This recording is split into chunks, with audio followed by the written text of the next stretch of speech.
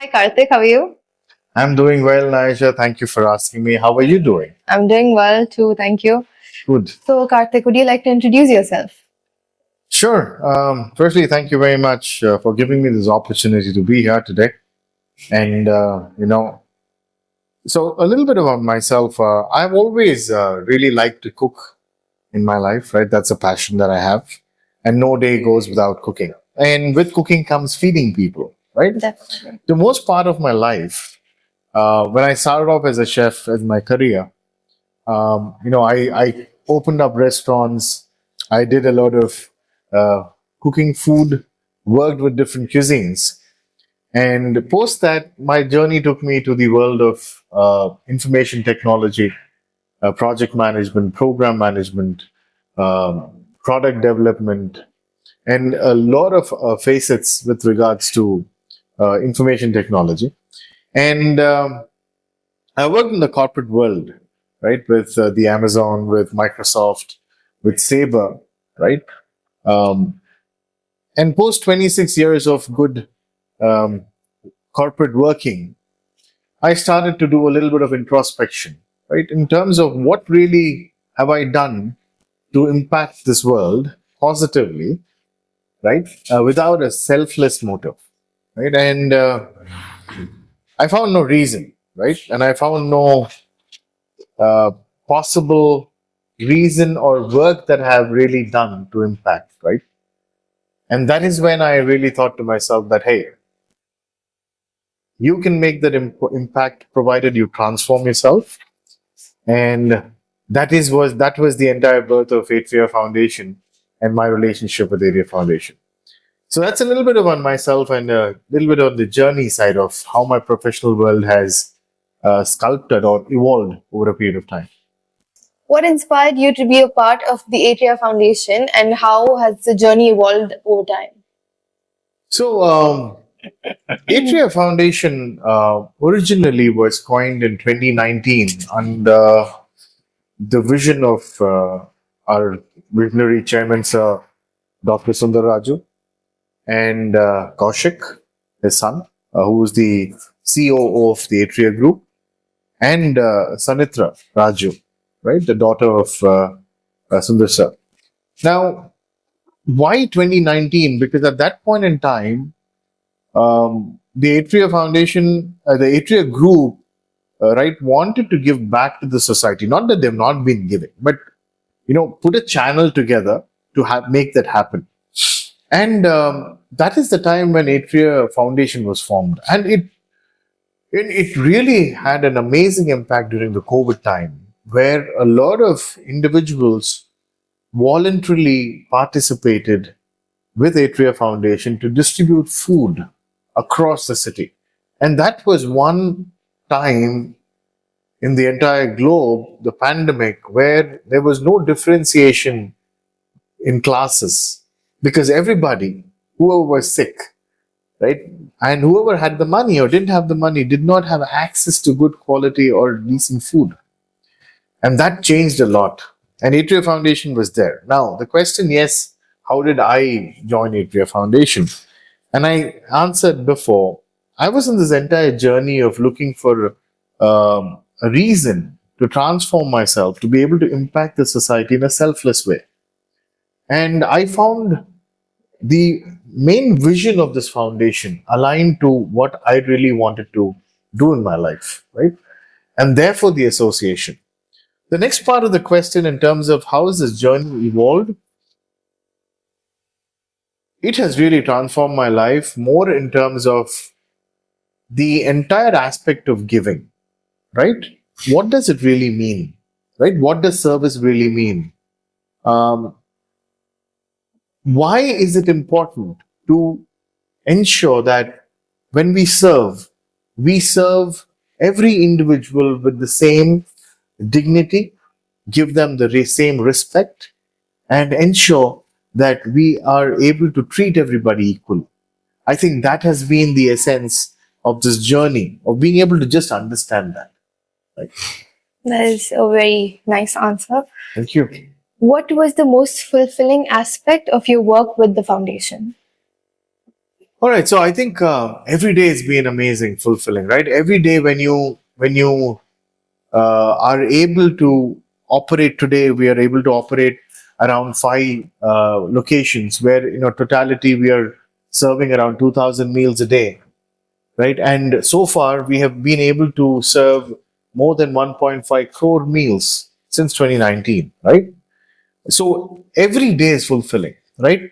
Every day when you go to, for example, the Gosha Hospital, right? When you go there and you are seeing mothers or pregnant mothers and children come and savor the food and give you feedback that, hey, this is so nourishing and it's so fresh and it's hot, right? And the smiles that you see on their face, I think that's very fulfilling. It is not about how many people you feed. It's about every individual who is able to get access to the service and is able to enjoy it and is able to, articulate that, hey, or just the expression, right? Now that's fulfilling, right? And essentially, I think what we want to do is much, much, much more. And I think at this point of time, definitely I would want to say that eradicating hunger from Bengaluru is our primary objective. We envision around 300 food banks across Bengaluru. Eradicating uh, hunger is just the vision. However, what we've realized is even if somebody has got the money, but they do not have access to food, they still go hungry.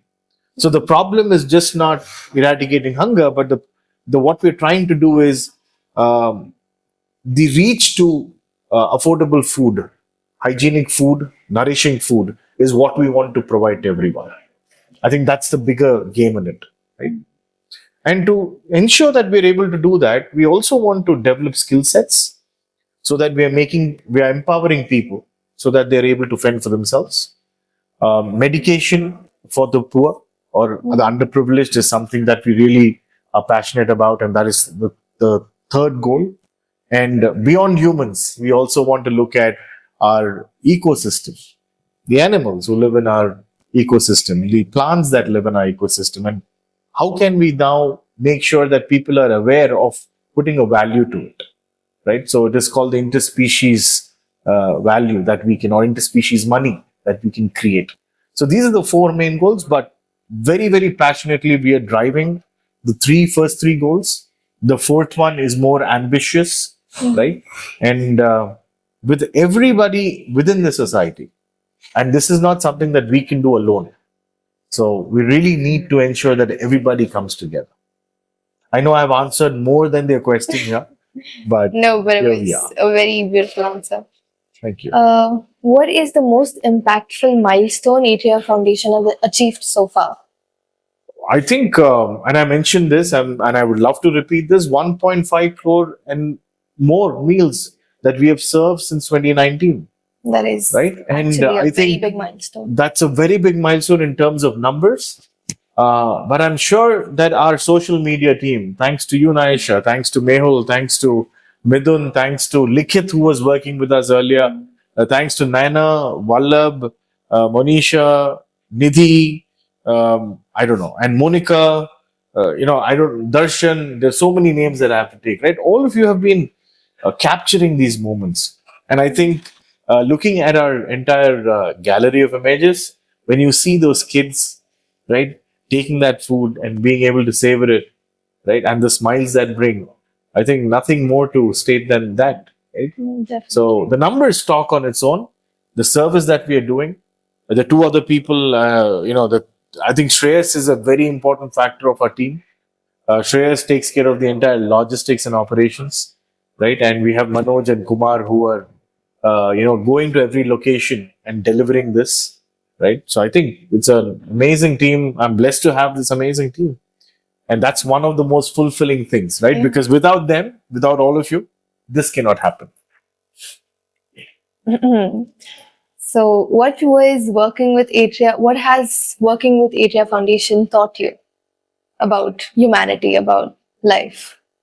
I would like to stick to one thing, which is selfless giving. Mhm. Giving with dignity, respect, serving all with a sense of equality, And I think that's a huge, huge aspect. Lesson. Yeah, a lesson, right? A huge lesson. Not that we didn't know about it, not that as individuals we don't know, but when you experience it day in, day out, when you are able to do that, right? That is more of a realization, a learning, makes you very humble, right? Keeps you grounded. I think that's one of the biggest aspects. And another thing is, for example, guys like Mehul, who have been in the Rotary space and have been doing service at young age. I think that's a huge learning for me. For example, yourself, right? Being able to deliver that, that's a huge learning for me, right? So those are the very, very special and blessed learnings that I actually take away in this journey so far. So, can you tell something about your partners and how did the involvement boost your initiatives? I think the partners, the ecosystem is extremely important when you're doing such a noble work. As I said, no one person can um, really go about Handle taking the all credit this. or even handle, right? Because you need to collaborate. So initially, when I started off, I was like, hey, how am I going to do this, right? It was more like I don't come from this background. How do I go about doing this, right? And there was this day of launch on 31st of March, and the next 2 days later, I get an email from one Mr. Jayaraman, and he said, hey, we are doing this kitchen IPDP. It's a project kitchen, and where we serve around 16,000 children every day. And here we are, and we would like to collaborate, right? So this entire journey of you just need to ask, I think, the right questions of how do you want to execute it. And I'm surprised to see that a lot of people who are doing this, who are doing such noble causes already. And it's all about collaboration. So IPDP is one, right, that we collaborate with, right? The second organization we collaborate with is the Indian Army, right? And Indian Army has kitchens across where they're serving the Jawans. And, when we connected with them and we saw that there was remaining food, right? And so I need to talk a little bit about this, right? The Indian Army is one space where they don't have, really deep freeze storages and stuff like that. They cook fresh food 3 times a day, right?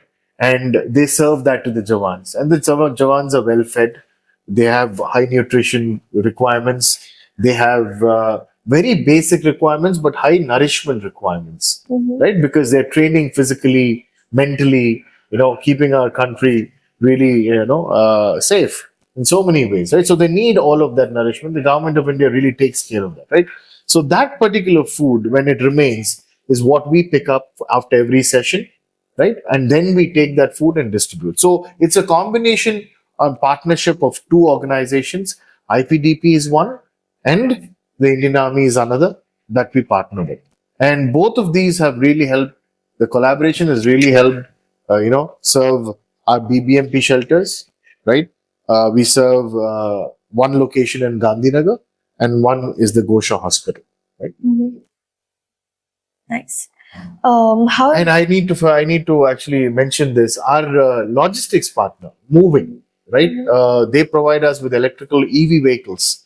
So we are talking also about sustainability, and I think Moving, and this is like 365 days. So there is no day which is off per se, Right, of right? course. So unless and until there is a festive holiday where we have seen that people just and they're not They're there not to, allowed, yeah. yeah.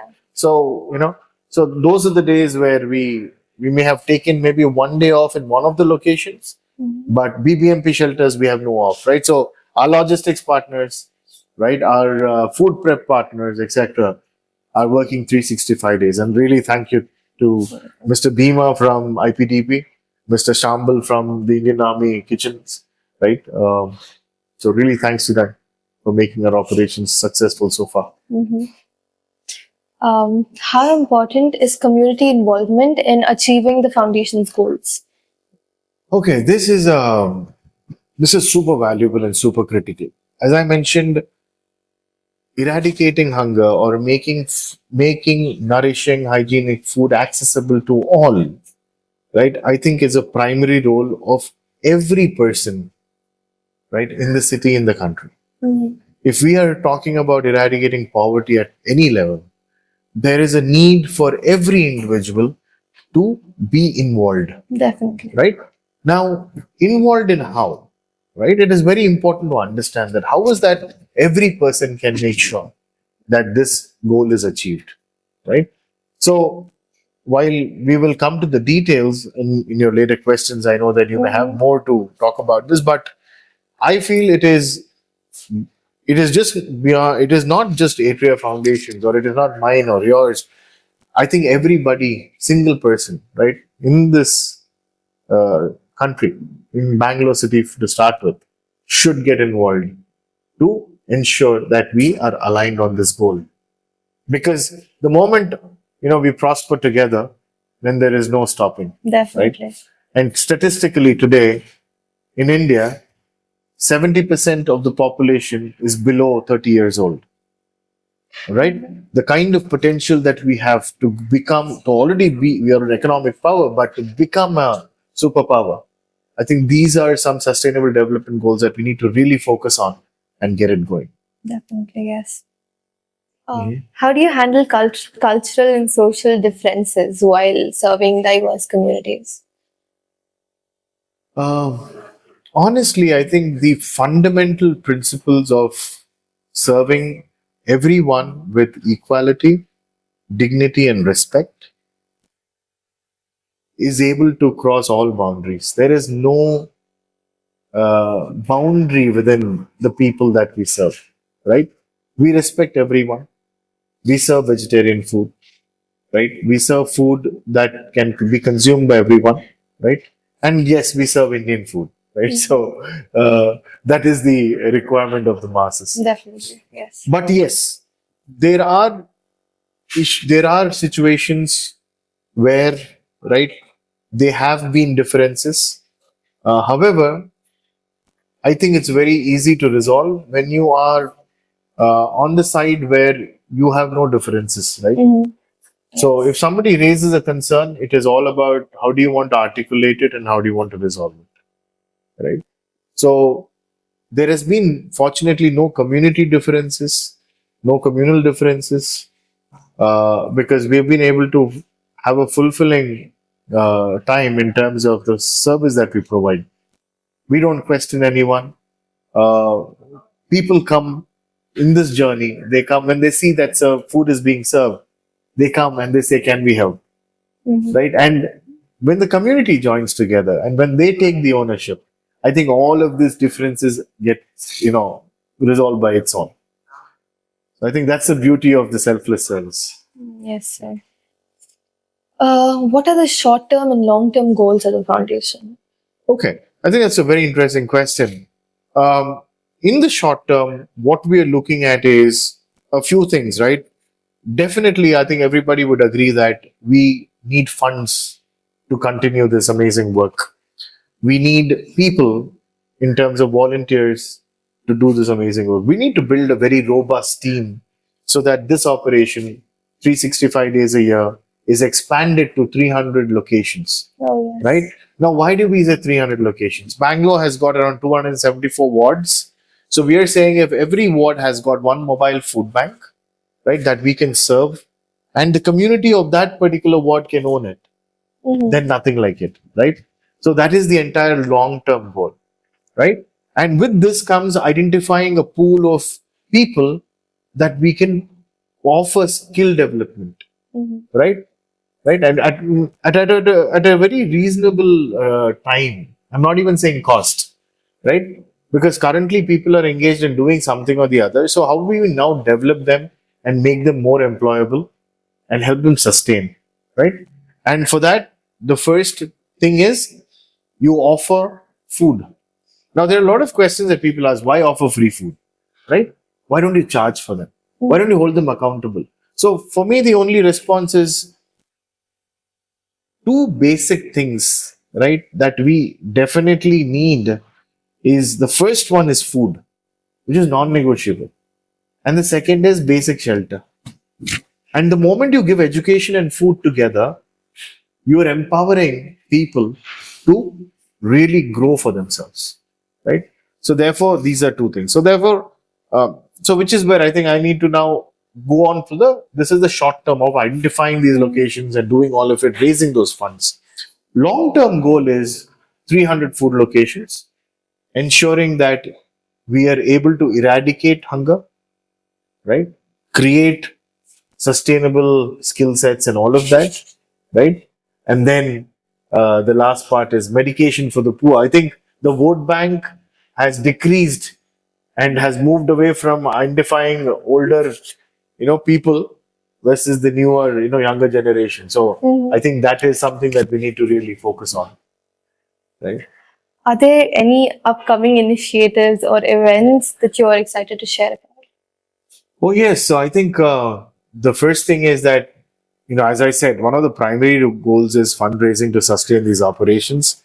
So we are planning to collaborate with multiple events that are happening within this within the city, right? Where we want to go ahead and make people aware of what Atria Foundation does, so that they can start doing three things. One is contribute via ideas as to how to do this. Second is contribute physically of helping us, expand this operation. And third is contribute through funds, right? So that we are able to ensure that the community is coming together to be able to develop this. So Christmas events are coming, so we would be there. We're trying to get access to those events where we can go ahead and make people aware of what we're doing.